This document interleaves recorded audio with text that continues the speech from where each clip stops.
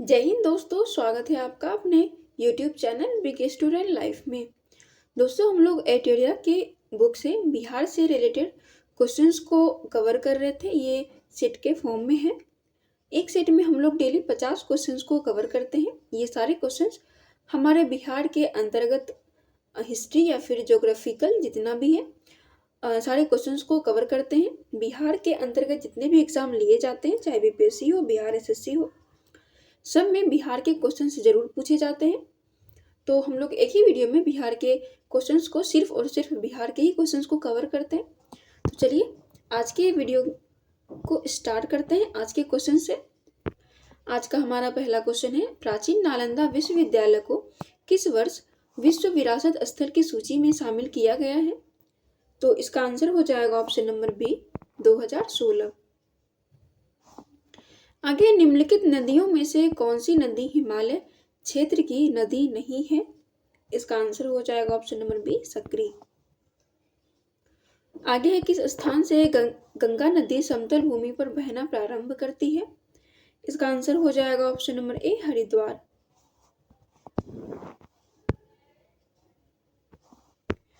आगे दोस्तों, दिए गए विकल्पों में से किस जिले में पुरानी जलोढ़ मिट्टी की सर्वाधिक बहुलता पाई जाती है? इसका आंसर हो जाएगा ऑप्शन नंबर सी, गया। आगे है दोस्तों, बिहार की जलवायु के अंतर्गत कौन सी ऋतुएं प्रचलित हैं? इसका आंसर हो जाएगा ऑप्शन नंबर डी, उपयुक्त में से एक से अधिक। इसका आंसर हो जाएगा शीत, ग्रीष्म और वर्षा, ये तीनों हो जाएगा। तो इसका आंसर सही हो जाएगा उपयुक्त में से एक से अधिक।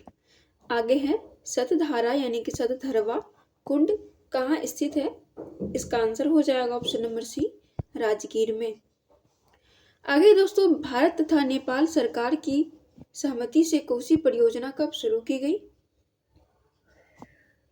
इसका आंसर हो जाएगा ऑप्शन नंबर सी, 1954 ईस्वी में।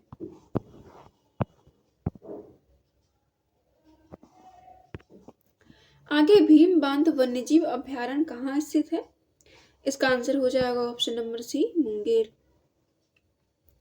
आगे दोस्तों, बिहार का सर्वाधिक वन क्षेत्र वाला जिला कौन सा है? इसका आंसर हो जाएगा ऑप्शन नंबर बी, कैमूर। आगे है, अभ्रक का सर्वाधिक उत्पादन कहाँ पर होता है? इसका आंसर हो जाएगा ऑप्शन नंबर ए, गया में।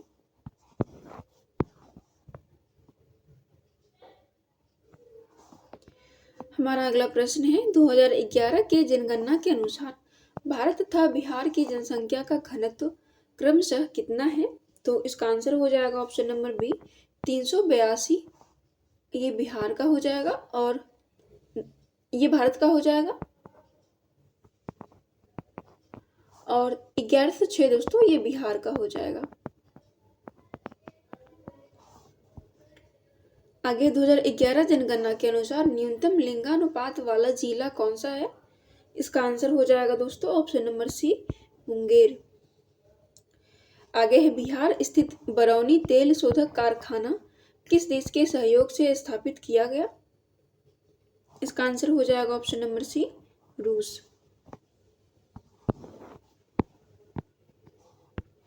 आगे, बिहार में विद्युत इंजन कारखाना कहाँ स्थित है? इसका आंसर हो जाएगा ऑप्शन नंबर बी, मधेपुरा में।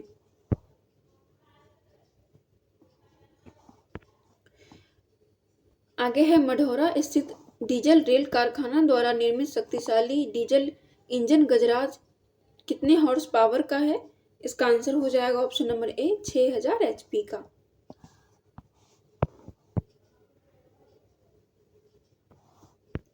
आगे दोस्तों, बिहार राज्य पथ परिवहन निगम की स्थापना कब की गई? इसका आंसर हो जाएगा ऑप्शन नंबर डी, 1959 ईस्वी में। अगला क्वेश्चन है, बिहार सरकार द्वारा प्रतिवर्ष स्थापना दिवस कब मनाया जाता है? तो इसका सही आंसर हो जाएगा ऑप्शन नंबर बी, 22 मार्च को। आगे है, बिहार विधानसभा में अनुसूचित जनजाति के लिए आरक्षित सीटों की संख्या कितनी है? तो इसका आंसर हो जाएगा ऑप्शन नंबर बी, 2।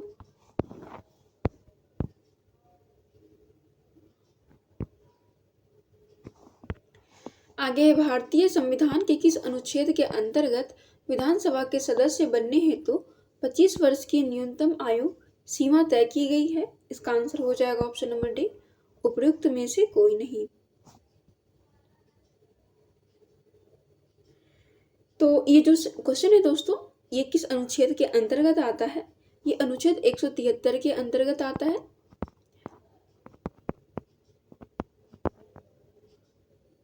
सॉरी, 173 के अंतर्गत, 173 जो कि ऑप्शन में नहीं है, इसलिए इसका सही आंसर हो जाएगा उपयुक्त में से कोई नहीं।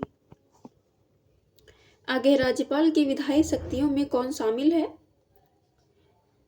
इसका आंसर हो जाएगा ऑप्शन नंबर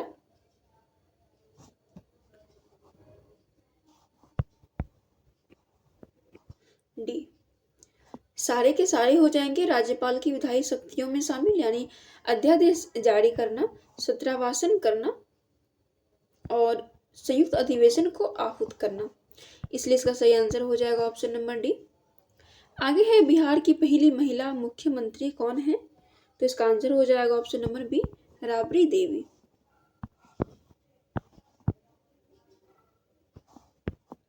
आगे, राज्य स्थित सचिवालय का मुख्य कार्य क्या है? इसका आंसर हो जाएगा ऑप्शन नंबर डी, उपयुक्त में से एक से अधिक। इसके कार्य तीनों हो जाएंगे, एबीसी तीनों: नीति निर्धारण, विभागीय मंत्रियों की सहायता, विधान नियमावली का गठन। तो सही आंसर हो जाएगा ऑप्शन नंबर डी। अगला क्वेश्चन है, पंचायतों में अनुसूचित जाति तथा अनुसूचित जनजातियों के लिए आरक्षण की व्यवस्था किस अनुच्छेद में किया गया है? इसका आंसर हो जाएगा ऑप्शन नंबर डी, अनुच्छेद 243 का डी।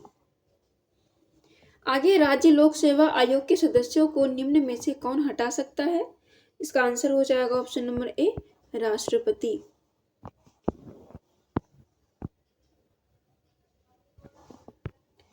आगे है, किस वर्ष उर्दू को बिहार का दूसरा राजभाषा घोषित किया गया? इसका आंसर हो जाएगा ऑप्शन नंबर सी, 1984।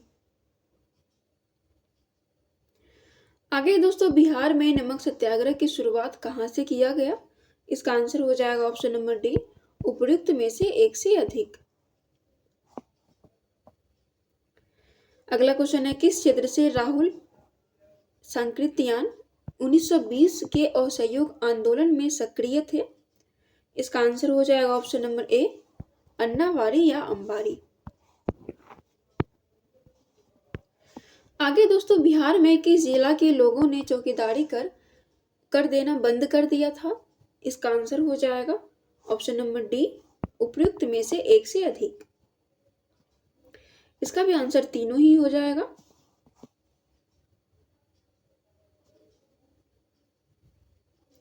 यानी सारण, पटना और बेतिया। आगे, बिहार में द्वैध शासन प्रारंभ होने के बाद बिहार के गवर्नर कौन बने थे? इसका आंसर हो जाएगा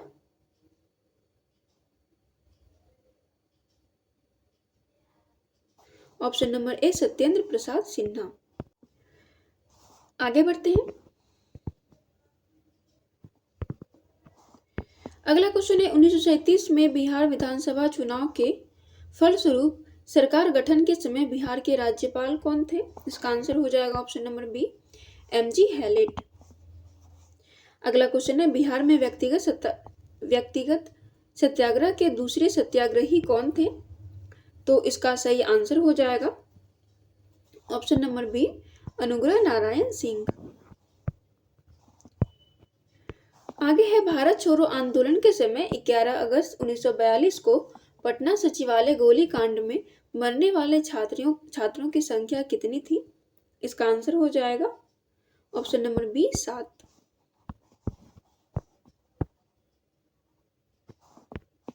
आगे, किस आंदोलन के समय बिहार में आजाद दस्ता सक्रिय रहा? इसका आंसर हो जाएगा ऑप्शन नंबर ए, भारत छोड़ो आंदोलन। आगे है, निम्न में से किसने बिहार छात्र परिषद का गठन किया था? इसका आंसर हो जाएगा option number C, Rajendra Prasad. आगे है, गौ हत्या रोकने के लिए बिहार में गौरक्षणी सभा की स्थापना की गई। इसका आंसर हो जाएगा ऑप्शन नंबर सी, यह सभा 1893 ईस्वी में की गई। आगे, बिहार में नोनिया विद्रोह कब हुआ था? इसका आंसर हो जाएगा ऑप्शन नंबर ए 1770 से 1800 ईस्वी में। आगे है, निम्न में से कौन सा क्षेत्र फ्रांसीसी व्यापारियों का व्यापारिक केंद्र था? इसका आंसर हो जाएगा ऑप्शन नंबर सी चंद्रनगर। आगे है, किसके सूबेदारी काल में अंग्रेज यात्री बर्नियर पटना आया था? इसका आंसर हो जाएगा option number A Daud Khan.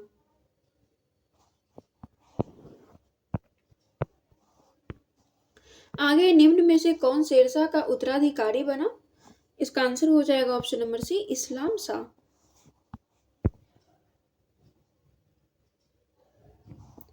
अगला क्वेश्चन है, 8वीं शताब्दी के मध्य मौखरी वंशीय शासन की समाप्ति के बाद किस वंशीय शासक की नींव बिहार में पड़ी थी?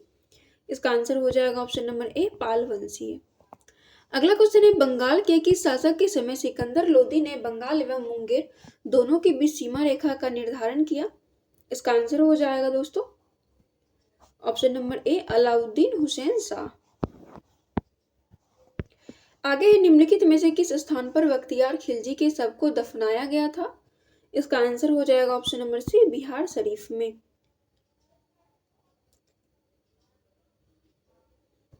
आगे है, निम्न में से किस शासक के शासनकाल में चतुर्थ बौद्ध संगीति का आयोजन किया गया था? इसका आंसर हो जाएगा ऑप्शन नंबर बी कनिष्क। आगे, कर्नाटक शासकों में कौन एक महान समाज सुधारक था? इसका आंसर हो जाएगा option number B Hari Singh देव।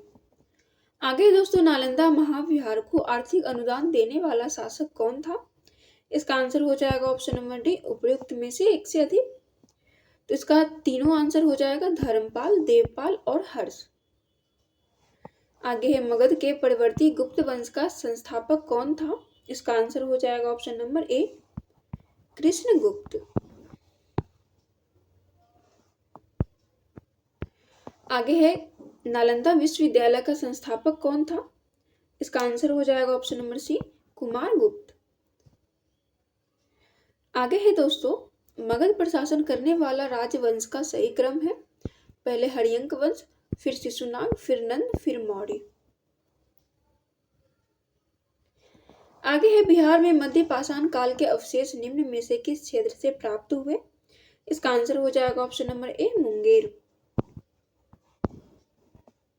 अगला और अंतिम प्रश्न है, अंग एवं मगध महाजनपद का उल्लेख किस वेद में मिलता है? इसका आंसर हो जाएगा ऑप्शन नंबर बी अथर्ववेद में। इसी के साथ ये सेशन समाप्त होता है दोस्तों। हम लोग अगले वीडियो में मिलेंगे अगले सेट के साथ।